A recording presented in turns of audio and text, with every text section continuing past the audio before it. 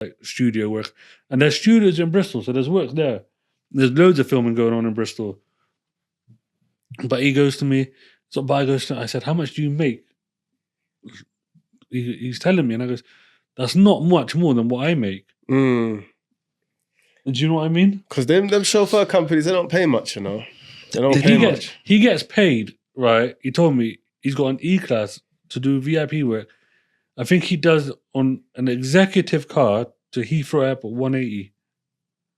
That's not executive price. You know, once upon, again, you know, coming back to how the industry is actually, you know, just gone down the toilet.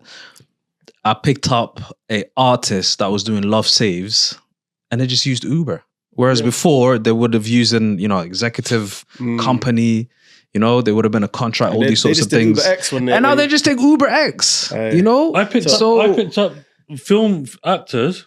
They do, was it The Rivals? Yeah. I don't watch it. I don't want any of that, but it's The Rivals. She told me her name and I Googled it.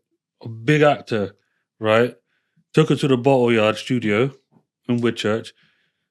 Google her. She's a big actor. She's just getting a normal UberX from Temple Meads up to the I've studio. done a few of them as well. Like, people, I don't even know them though, but they're like, I was in this. I'm like, oh, I saw that. Like, one of them was in one episode of, is it Black Mirror or something? Yeah, you got like, the Doctor Who's that's been done in Bristol. You got all sorts Bob Marley biopic that was out like a couple of years ago.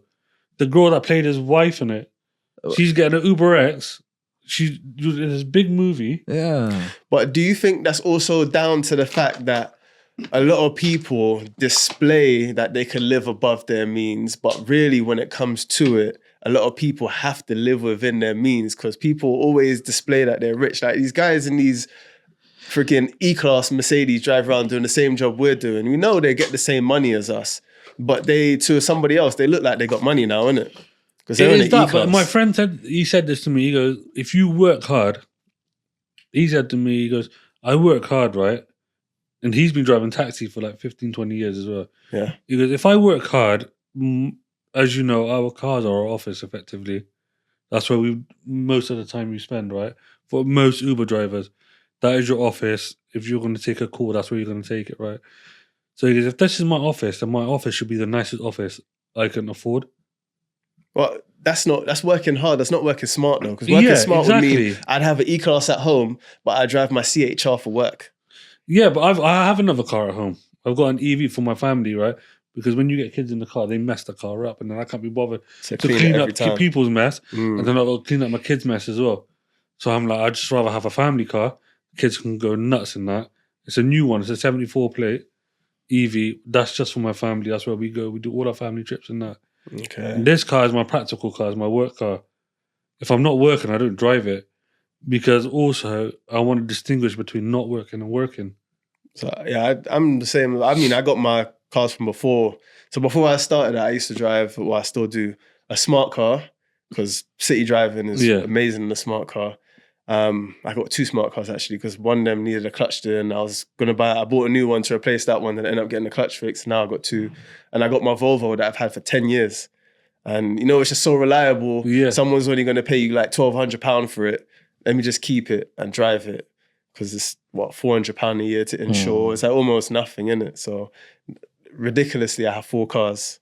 Wish I didn't. Got big money, you know. I'm downsizing. I'm like, bro, I can only drive one at a time. Literally. It's nice to have a taxi though, because the XL as well, because I bought a couch in that thing. Do you know what I mean? The seats fold flat. You take the 2 back seats out. The thing's an actual van. Even the front passenger seat folds so flat that it fits flush with the whole car.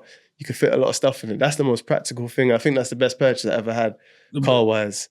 The 7 seats are so practical. Even when I was putting stuff in one of my houses, just putting I had a fridge, freezer in it, and a washing machine at the same time. That's what I'm saying, bro. It's crazy. That's what I'm saying. I'm a van owner now, really. Yeah. Do you know what I'm saying? And then you get calls from family saying, "Can you pick this up for us? Can you move this for us?" And that's why these people book you with these crazy jobs trying to move madness. So when a guy trying to move an exercise bike in the car, I'm like, no, I'm not doing that. And this is the thing, you know. There used to be pride. I think, you know, the old school guys that are doing the job. There used to be a lot of pride into it, you know. Look after the car, even the way that they used to dress. You know, they wear a suit, tie, all of that. You know, now it's t-shirt, jeans, tracksuits. But I think that's. So do you know what though? I think that's also a shift in society as well.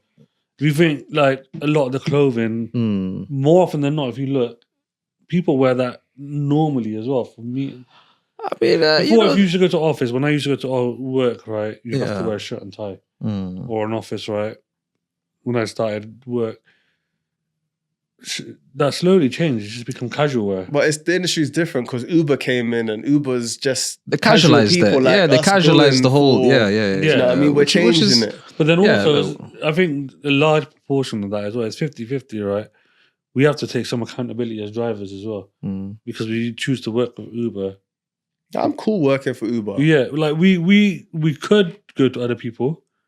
They don't offer any better. Because the thing is, they're in competition with Uber now. Yeah. So they can't raise their prices. And the funny thing is, I feel like sometimes Uber is in competition with the buses. I think hence why you're getting the £3-4 jobs, bro, you know? With the trains, with everything. They're trying to get you to London cheap. Because the thing is, the train sometimes to London, if you've got 2 passengers, you could pay the same price in an Uber to get to London. If you've got 4 passengers, it's cheaper to get an Uber to London. Sometimes even free. Or Bath or wherever you're going, you know, instead of... I get, doing that's all why this. I get, like when I'm in Western, I get Uber XLs back from there to Bristol. Like, it's cheaper than the train. It is. Bath to Bristol is cheaper than the train. If there's more than 2 people, it does work out. If you get 4 people, right, for example, and they're paying £5.50 to go from Park Street to Richmond Building, Bristol University, that's so much more cheaper than the bus. I mean, even on an individual basis, even on, we're talking about groups now, but I mean, even on an individual basis, I feel like they are kind of competing with like buses. Yeah, it depends. The more you which is not the point of, being a taxi driver, really, is it? Because then you end up with these, funky jobs that we're looking at now. Well, Uber share, right? That's basically... share mounted. Do you know what? Lately as well, I just switched off all of that. X, share, all locked off. Priority, comfort, that's it. But I don't think I'm not brave enough to do that because I don't think I'll be sitting out there for too long without a job. And it comes back round, swings and roundabouts, like they say, innit? Yeah, I would love to just sit there and do Uber XL all day. Like there's days that you can do Uber XL all day, and that's festival days, weekends. Festival days are the best because come Love Saves the Day when I'm at XL, but I was getting £30 literally from Asda to Bristol City Stadium because you can't drop them more further than that. Yeah, I mean they do like designated stuff, which is a bit annoying as well. Because I used to love Love Saves when it was in Eastville. 10 out of 10. 10 out of 10. Now it's just somewhere further afield.